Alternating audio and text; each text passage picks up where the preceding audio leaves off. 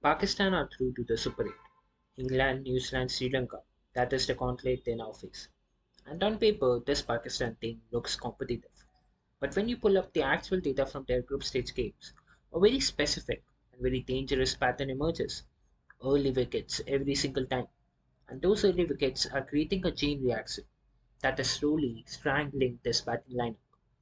I'm going to prove it to you with the numbers.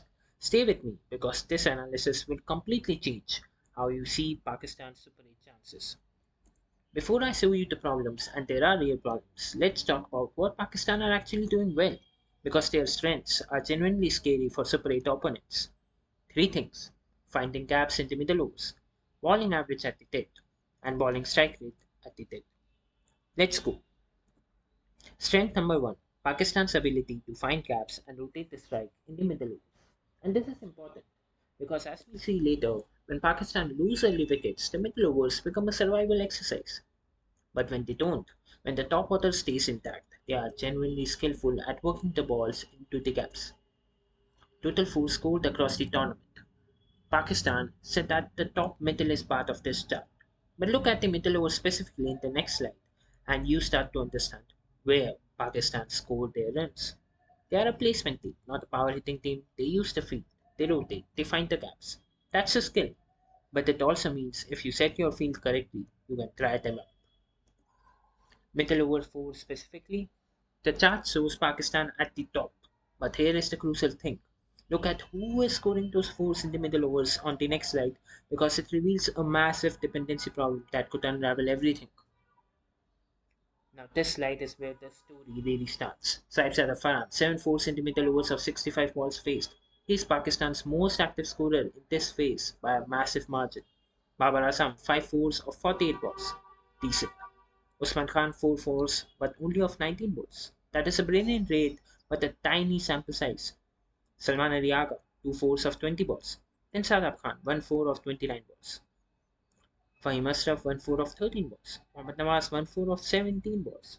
Are you seeing what I'm seeing? The entire middle overs batting performance is being carried by Saib Sadaf Farah.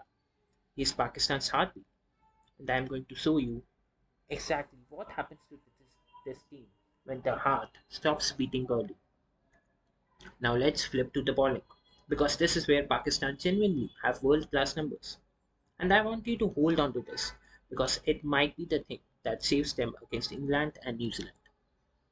Overall bowling average across the tournament, Pakistan are sitting at 60. That puts them in the top teams.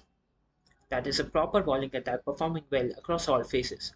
But now look at the death overs specifically, and this is where it gets elite. Death overs bowling average, Pakistan at 8, joint best in the tournament. The only team matching them, Sri Lanka, who they face in the Super 8.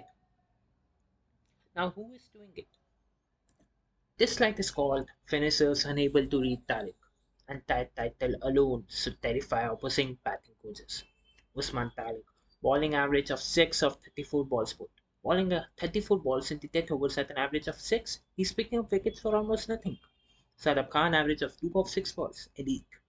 Samayub average of 3.5, Sain Afridi 11.5, that's respectable. Abrar Ahmed 50. But the story here is Usman Tariq. 34 balls in death overs. Opposition finishers simply cannot read him. England have powerful death over batters. But are they going to walk into Usman Tariq completely unprepared? And it's not about just averages. Look at the bowling strike rate in the death overs. How quickly Pakistan take wickets. Overall bowling strike rate, Pakistan are at 40. That puts them comfortably in the top 5 of all teams. They take wickets quickly throughout the innings, but filter to the death overs. Death overs bowling strike rate Pakistan at 6, one of the best in the tournament. A bowling strike rate of 6 in the death overs means Pakistan take a wicket every 6 balls in over 16 to 20. That is devastatingly aggressive. And look at how the death over wickets are being taken. Usman Tariq, he is the X factor. He is the standout performer. Sain Afridi, strike rate of 6.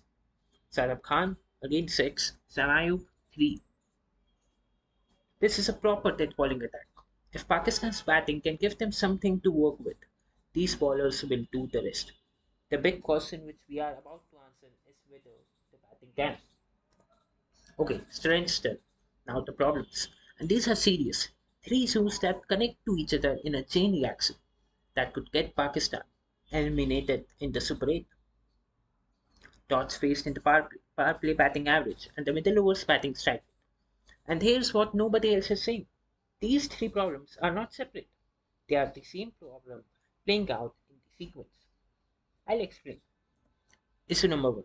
Dots faced in the power play. Pakistan are facing too many dot balls in the first 6 overs. This is where the chain reaction begins. Look at the total dots faced across the tournament. Pakistan sitting at the bottom of this chart. But when you zoom into the power play, specifically, their number is down.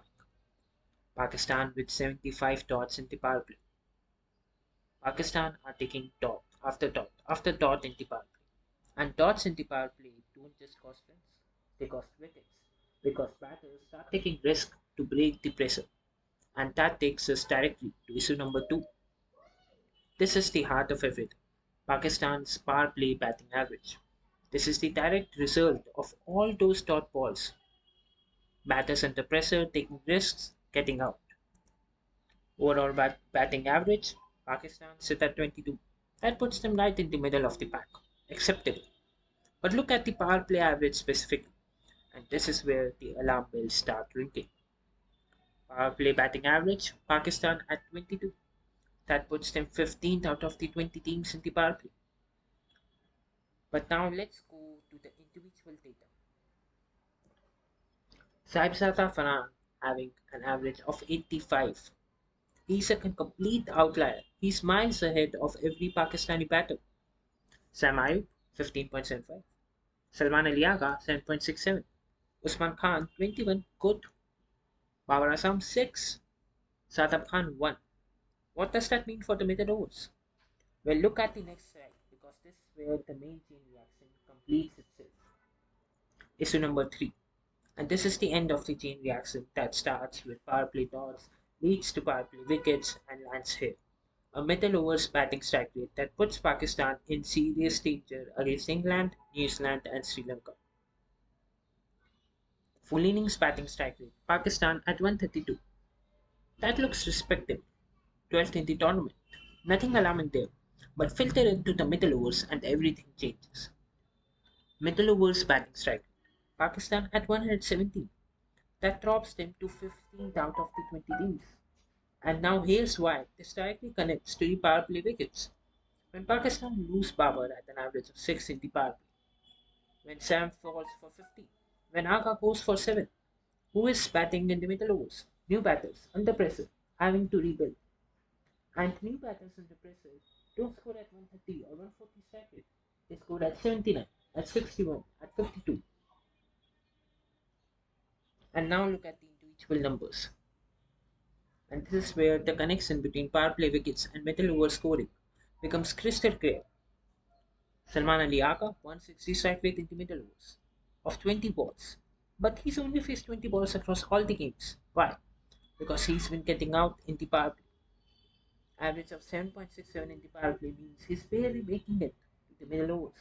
Saibzada Farhan 147.69 strike rate. When Farhan is there, Pakistan scored at nearly 150. He's extraordinary. Babar Azam 125 strike rate of 48 balls in the middle overs. Solid from Babar when he gets it. Usman Khan 121 of 90 balls, good but tiny sample. Sadab Khan 79.31, nearly 30 balls in the middle overs at a strike rate under 80. That is a batter who comes in under enormous pressure from early wickets and cannot accelerate. Fahim Ashraf, he's scoring at barely a run a ball in the middle overs. Mohammad Nawaz 52 in a T20 match. Strike rate of 52 in a T20 match, you cannot win Super 8 games, scoring at 52. Here's the final chain reaction in one sentence. Pakistan faced too many dots in the power play, lose wickets under pressure at an average of just 22, set new batters to decrease in the middle overs, who then score at 52 to 79, trying to rebuild. And Pakistan end up 20 to 30 runs out. England know how to build power play pressure. Jofra Archer, they will target this exact vulnerability. For New Zealand, they have their own bowlers. Jacob Duffy would be looking to capitalize on this. If Pakistan cannot keep Farhan and Babar in the power play, their middle over strike rate at 117 is not good enough to build a winning total. So, are Pakistan ready for the Super 8? Here's my verdict purely on the numbers. Their death bowling is genuinely world class. Bowling average of 8 and strike rate of 6 at the death is best in this tournament. Usman Tariq is a mystery weapon that England, New Zealand, and Sri Lanka simply have not prepared for. But the batting structure is dangerously fragile. Saib Satafaran at an average of 85 is the entire system.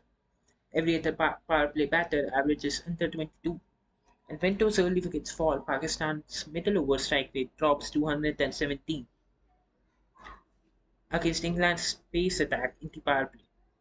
Pakistan's openers will be tested like never before. Sri Lanka's spin quartet would be putting the pressure on the middle order. The question is whether Farhan can bat forever, because right now this Pakistan team needs him. Let's see what happens against England, New Zealand, and Sri Lanka. And if you like this video, please watch this one as well.